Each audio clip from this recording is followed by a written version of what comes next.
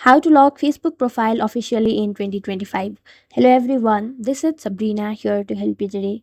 So without any further ado, let's get right into the video. So first, launch your Facebook application.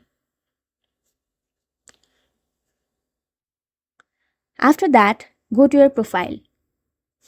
Now, tap on this three dot. Then you will see an option of profile settings and then you will find an option of lock profile. Confirm locking your profile by tapping on this lock your profile button. Wait for it and done. You have now locked your profile. Let's see how it looks. Go to the three dot again. Now go to view as. And here you can see this account is locked. So that's it.